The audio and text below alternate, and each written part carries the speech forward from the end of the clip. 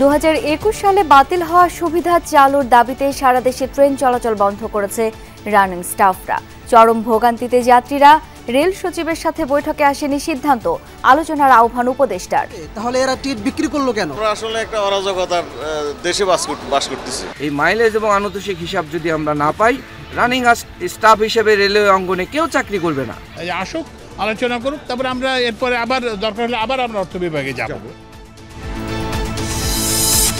আগে টিকিট কাটা যাত্রীদের বিকল্প হিসেবে বিআরটিসি বাসে গন্তব্যে পৌঁছানোর চেষ্টা। সায়েদাবাদ সহ অন্যান্য টার্মিনালে বেড়েছে চাপ। তারা ট্রেনের টিকিট অলরেডি অনলাইনে কাটা, তাহলে আপনারা আমাদের বিআরটিসি সার্ভিসটা নেন। যেতে পারবো না ট্রেনে, এটা আমাদের আগে থেকে মেসেজ দেওয়া উচিত ছিল। মেসেজ দিলে এই ভোগান্তিটা অন্তত 100% না হলেও 50% লোকের কম হতো।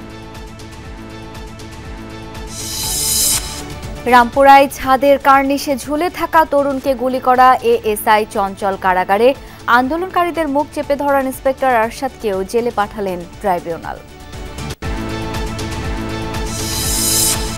সোমবার সংঘর্ষের জন্য দায়ীদের বিরুদ্ধে ব্যবস্থা নেওয়ার আশ্বাসে 7 কলেজের শিক্ষার্থীদের কর্মসূচি প্রত্যাহার।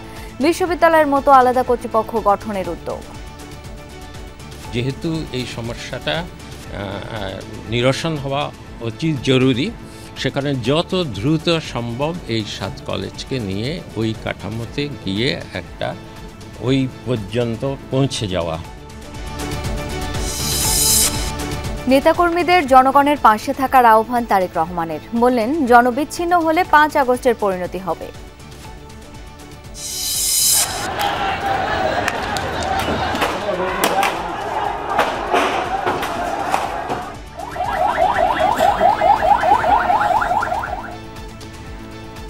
রূপগঞ্জে দখল আধিপত্য নিয়ে বিএনপির 2 গ্রুপের সংঘর্ষ। 5 জন গুলিবিদ্ধ সহ আহত 18।